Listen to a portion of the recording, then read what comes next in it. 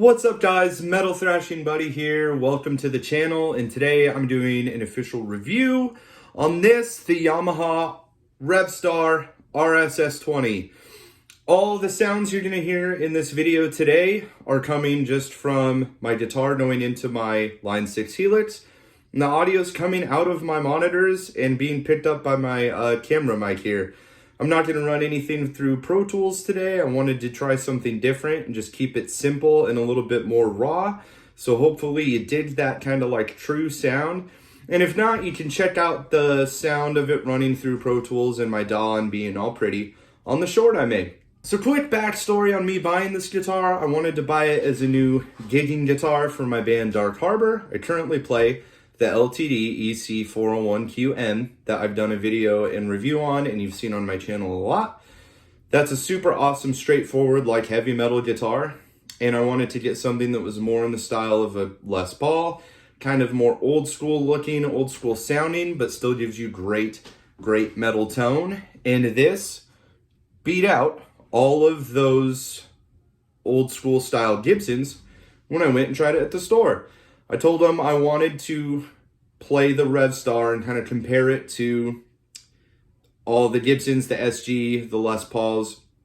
And so I was playing Les Pauls that were about the used ones in the $1,000 range to different ones like tributes and moderns and stuff around the $2,000 range. And this guitar beat them all in my opinion. So let's dig into it. Let's just talk about this body. If you've ever played a Gibson SG, it leans very far forward. If you've ever played a Gibson Les Paul, it's very heavy in the body typically in the old school ones like I have, my standard.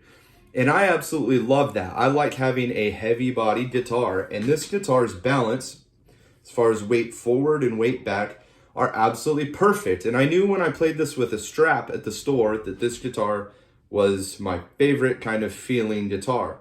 It's not as thick as a Les Paul. It's more kind of, maybe a little bit more comfortable with LTD Eclipse players. Same thing with the neck. It has a satin neck, even though the back is gloss and the top is gloss. The satin neck feel is very familiar for you guys that do the like quilted maple style kind of satin Eclipse players or LTD players. So I really like that feeling. They told me at the store, they said, if you're used to a Les Paul neck, this is going to be pretty familiar. And I actually think it feels a lot more like an Eclipse neck.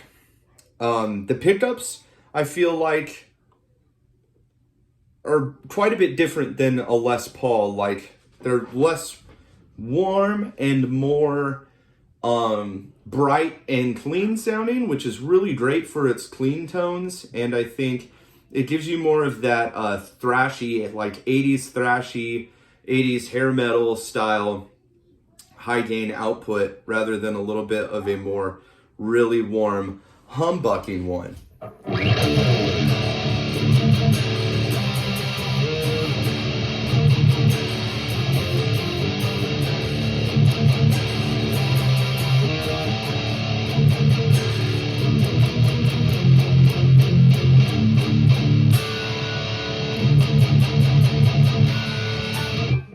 This guitar is by far an insanely cool, like, sleeper metal and shredder guitar. The tone on it is, like I said, it's kind of this classic, not so much like an EMG or any active pickup. It's like this classic, passive, like 80s metal kind of vibe, which I really like a lot because that's what I was so heavily influenced by growing up. Other things I really like about this guitar is that it has very, like, I want to say like strict or correct, like polished craftsmanship on it. And what I'd come across with some of the Gibson Les Paul Studios especially is that I saw some things like where it was worked on and there was maybe glue coming out from the set neck and things like that that I thought were a bit sloppy. Then I couldn't just leave the store with that and paying double the price of this guitar. Be hard pressed to find something this freaking cool at the 900, under $1,000 guitar range. And typically, I've talked about this before in videos and in podcasts and stuff, that when you're buying guitars in the $500 to $1,000 range, and it's much more common, I think, in like the $600 range, I might be rough with guitars, but I come across things like weird knob problems, like knobs getting loose, screws coming undone, and there's absolutely no sign of that here with this guitar. I think it is absolutely awesome, incredibly like durable, well-built guitar for the price. Here's some more clean tone to kind of get you an idea. I'll do this with the bridge pickup and the neck pickup, and just to give you a little idea of that bright tone it gives.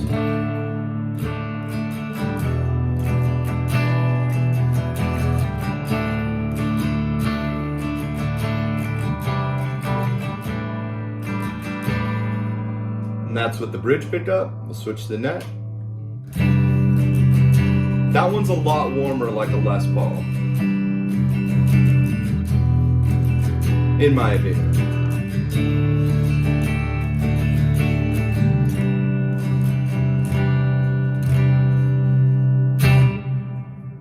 So hopefully I'm showing you a good idea of the kind of range you can get out of this. Whether you want to do thrash kind of metal, like the little riff I did at the beginning, or you want to do pop punk style stuff. There are a ton of options. There's even this cool push-pull option here with this knob.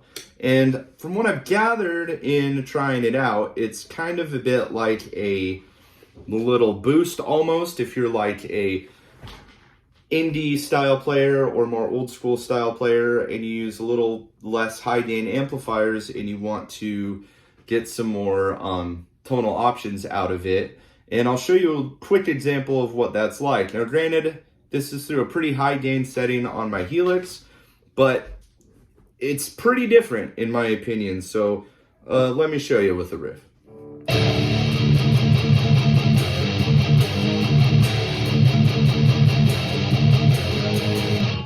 That's without the push-pull. Let's give it a pull.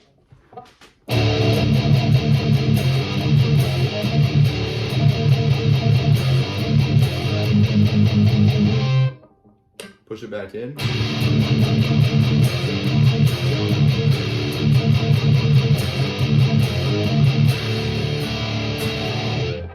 So it kind of gives more of an actual like little warm boost, like maybe in the mids a little bit.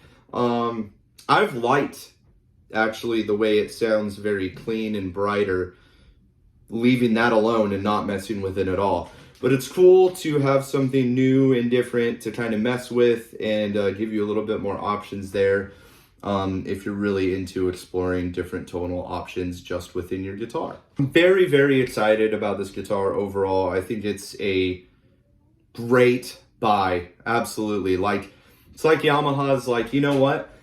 If you want a Les Paul, get this for half the price and we're going to make it really like durable and incredible with great attention to detail, and we're going to show you that we can compete with you for half the price. And I think as a metal guitar player or a rock guitar player or even like a vibey blues player, go to a store, try one of these out.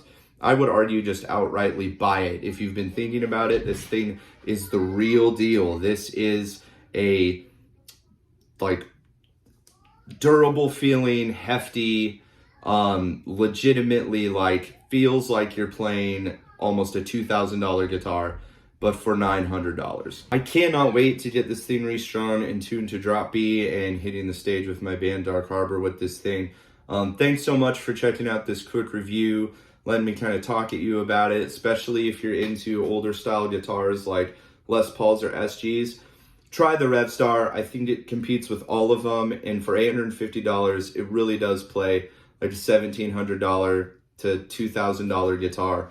And if you're a metal guitar player and looking for something affordable and classic looking, buy this guitar and have fun with it. This is one of those guitars that is a fun freaking guitar. Thanks for checking out the video. Like, comment, subscribe. Let me know in the comments if you'd like to see something after I get this thing dropped into drop B and ready to play some shows with it.